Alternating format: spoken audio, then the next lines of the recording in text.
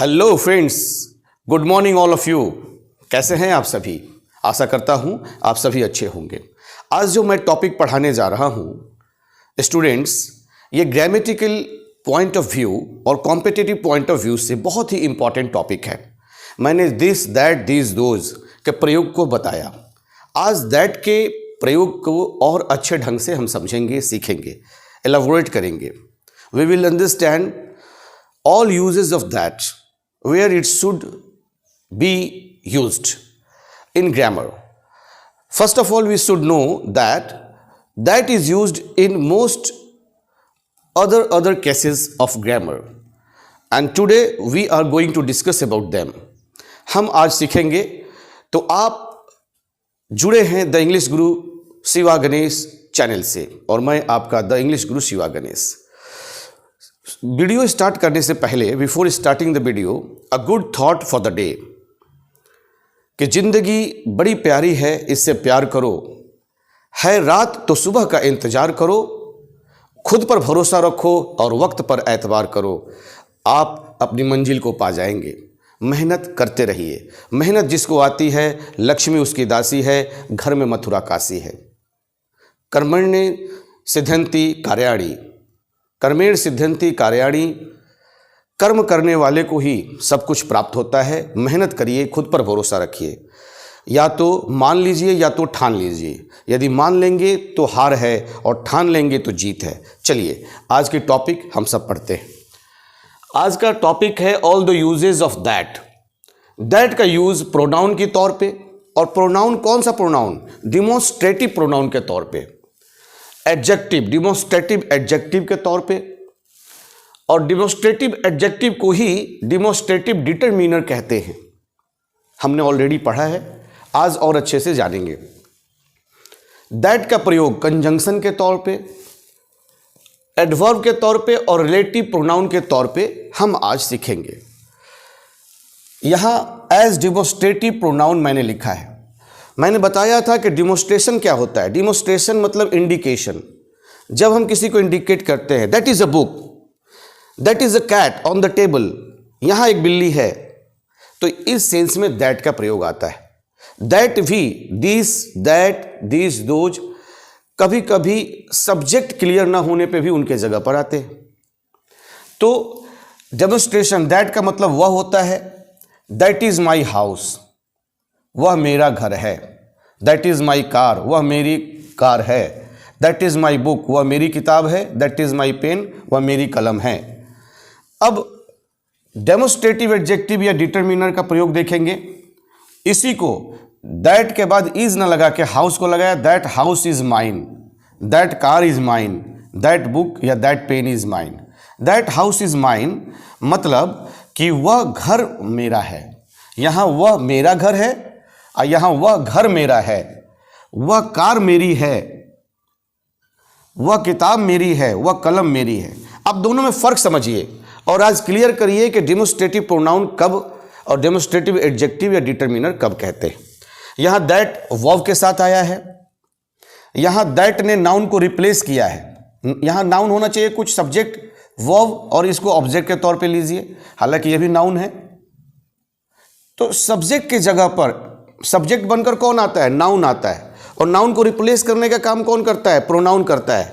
तो that pronoun का काम करता है, नाउन को रिप्लेस करता है, तो डिमोन्स्ट्रेटिव प्रोनाउन कहलाता है। वर्ब के पहले आता है, नाउन को रिप्लेस करता है, तो डिमोन्स्ट्रेटिव प्रोनाउन कहलाता है।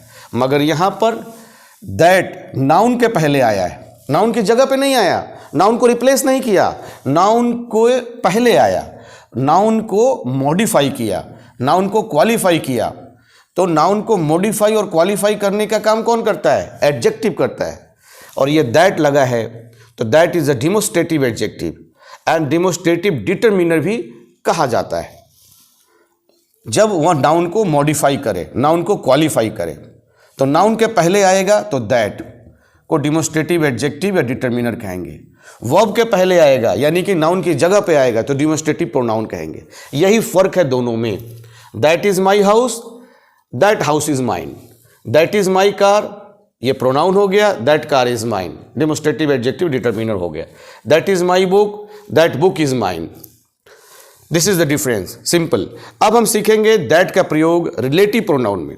First of all we should know कि रिलेटिव प्रोनाउन क्या है। रिलेटिव प्रोनाउन में दैट आता है, comes to relate relative clause to main clause. दो क्लॉज है, सेंटेंस का दो हिस्सा है। एक हिस्सा जो फर्स्ट वाला है उसके ऊपर लास्ट वाला डिपेंड करे, लास्ट वाला अधूरा है फर्स्ट वाले के बिना, और लास्ट और फर्स्ट को दोनों को सेंटेंस को जोड़ने का काम दैट करे, तो दैट को रिलेटिव प्रोनाउन कहेंगे। वैसे रिलेटिव प्रोनाउन होते कौन कौन से हैं? हु, होम, हुज, ये पर्सन के लिए आते हैं। Who are you, whom do you want, whose book do you want. Whose के बाद हमेशा ऑब्जेक्ट आता है, और हु और हुम के बाद हेल्पिंग वर्ब आते हैं। इंट्रोगेशन में आप सीखेंगे ये पर्सन को डिनोट करने के लिए हु, हुज और हुम रिलेटिव प्रोनाउन बन के आते हैं। विच और दैट, विच और दैट थिंग्स को, ऑब्जेक्ट को, एनिमल को और प्लेस को।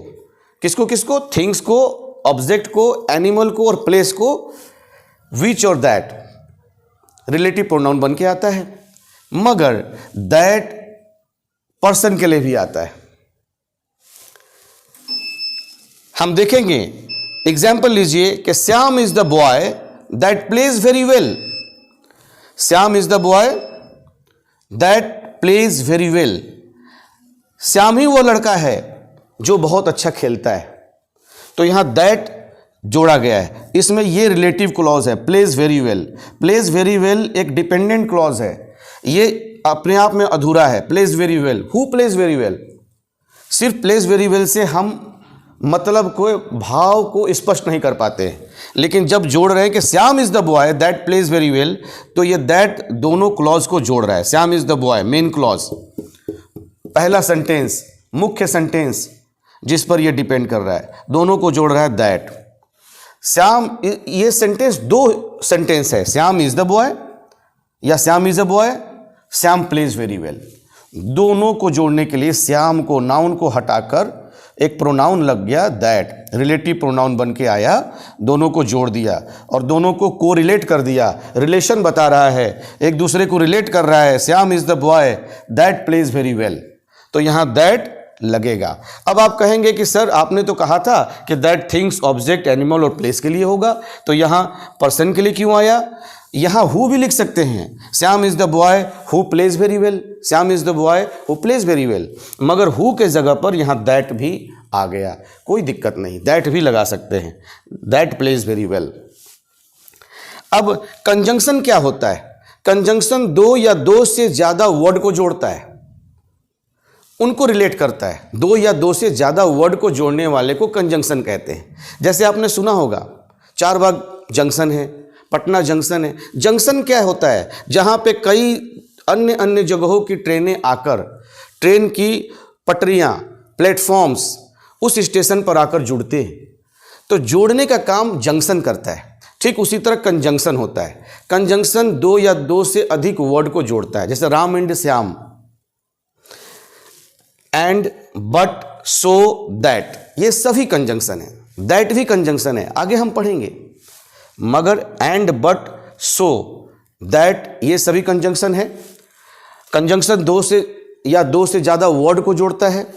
लेकिन रिलेटिव प्रोनाउन क्या करता है? एक नाउन फ्रेज को, यानी कि मेन क्लॉज को दैट क्लॉज से जोड़ता है, रिलेटिव क्लॉज को से जोड़ता है। जैसे मेन फ्रेज, नाउन फ्रेज किसको बोलते हैं? Shyam is the boy.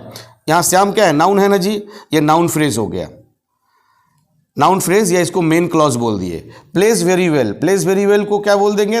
That clause, क्योंकि दैट लगा के ये दैट क्लॉज किसी ने बता दिया, किसी ने इसी को रिलेटिव क्लॉज बता दिया, क्योंकि ये इसके ऊपर रिलेट किया जा रहा है, आश्रित है ये, तो डिपेंडेंट क्लॉज हो गया आश्रित वाला।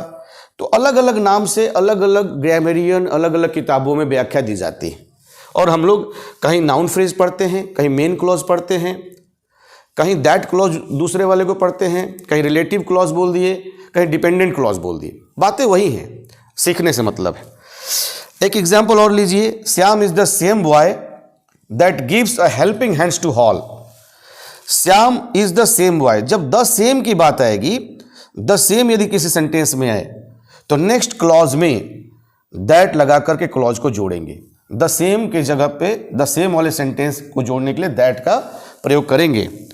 द कार, वही गाड़ी, दैट वॉज स्टोलन यस्टरडे, जो पिछले दिन चुरा ली गई, फाउंड इन अ पॉन्ड, तालाब में पाई गई। द कार स्पेसिफिक बना दिया। दैट वॉज स्टोलन यस्टरडे, जो पिछले रात पिछले दिन चुरा ली गई, was found in a pond, तो यहां भी दैट से जोड़ करके बनाया है। अभी हमने देखा कि दैट का प्रयोग प्रोनाउन के तौर पे हो गया, एडजेक्टिव डिटरमिनर को हमने सीख लिया, कंजंक्शन को सीखेंगे, अब एडवर्ब को सीखेंगे, रिलेटिव प्रोनाउन को सीख लिया, तो कंजंक्शन और एडवर्ब को अब हम सीखने जा रहे हैं। हमने सीखा दैट का प्रयोग एडमिनिस्ट्रेटिव प्रोनाउन में, एडमिनिस्ट्रेटिव एडजेक्टिव और डिटरमिनर में, तथा रिलेटिव प्रोनाउन को भी हमने सीखा। अब हम सीखेंगे कंजंक्शन और एडवर्ब को। कंजंक्शन मैंने बताया था कि दो या दो से ज़्यादा वर्ड को जोड़ने के लिए कंजंक्शन का प्रयोग होता है। इनडायरेक्ट स्पीच में जब कॉमा इन्वर्टेड कॉमा को हटाते हैं तो दैट दोनों सेंटेंस को जोड़ने वाला कंजंक्शन बनकर आता है। जैसे Ram said that he was going to the market, Ram ने कहा कि वह बाजार जा रहा था, तो दैट का मतलब यहां पे की हो जाता है। दैट का मतलब की हो जाता है। दैट ने दोनों को जोड़ने का काम किया, यहां राम और यहां ही, राम के लिए ही आया है। एक नाउन और प्रोनाउन दो वर्ड को जोड़ने के लिए काम कर रहा है दैट, कंजंक्शन के तौर पे दैट का प्रयोग हुआ। I thought that was the best way to do, I thought that was the best way to do, यहां भी दैट दोनों सेंटेंस को जोड़ा है कंजंक्शन के तौर पे। ही स्पोक सो वेल, उसने इतना अच्छा कहा कि एवरीबडी वॉज प्लीज्ड, हर व्यक्ति खुश हो गया, हर व्यक्ति खुश था। दैट ने दोनों को जोड़ा। ही के लिए एवरीबडी नहीं, ही के लिए एवरीबडी तो नहीं आया है, मगर दैट ने दो सेंटेंस को रिलेट किया है कंजंक्शन के तौर पे। He spoke so well that everybody was pleased. अब हम देखेंगे एडवर्ब के तौर पे। एडवर्ब के तौर पे दैट एक एक्सटेंशन को बताता है, डिग्री को बताता है, क्वांटिटी को बताता है। उतना, उतने, उतनी, तुम उतना सुंदर हो जितना कि मैं, इस तरह के सेंटेंसेस को, उतना, उतने, उतनी वाले सेंटेंसेस को। This is not that costly, यह उतना महंगा नहीं है जितना कि मैंने आशा किया था, यह उतना महंगा नहीं है। This is not that costly, तो यहां दैट एडवर्ब के तौर पे आया है। The fish was that big, यह मछली उतनी बड़ी है, यहां दैट एडवर्ब के तौर पे यहां दैट आया है। इट्स नॉट दैट इंपॉर्टेंट, यह उतना महत्वपूर्ण नहीं है, यहां दैट एडवर्ब के तौर पे आया है। तो हमने सीखा दैट का प्रयोग प्रोनाउन के तौर पे, एडजेक्टिव और डिटरमिनर दोनों एक ही होता है, एडजेक्टिव भी और डिटरमिनर भी। कंजंक्शन के तौर पे सीखा, एडवर्ब के तौर पे सीखा, एज एन एडवर्ब, तथा रिलेटिव प्रोनाउन रिलेशन करने के लिए नाउन क्लॉज को, मेन क्लॉज को डिपेंडेंट क्लॉज से कैसे जोड़ते हैं वो भी हमने सीखा। बच्चों, ये वीडियो, यदि इस तरह के वीडियो आपको लाइक हैं, पसंद आते हैं कि मैं इनसे कुछ सीखता हूँ, तो ज़रूर सब्सक्राइब करिए। और ऐसा लगता हो कि नहीं, इस चैनल पर पढ़ाने का काम ना हो करके अन्य ज़्यादा बातें हो रही हैं, तो आप दूसरे अच्छे चैनल को भी सब्सक्राइब करिए। कहीं से भी सीखिए, अच्छा सीखिए, क्योंकि आपके समय की कीमत बहुत ज़्यादा है। आप अपने समय को व्यर्थ न गवाइए और अच्छा सीखिए। और लग रहा है कि मैं यहाँ से कुछ अच्छा सीख रहा हूँ, सीख सकता हूँ, तो इसे सब्सक्राइब करिए और अपने मित्रों में भी शेयर करिए। Till that time, thank you, bye bye.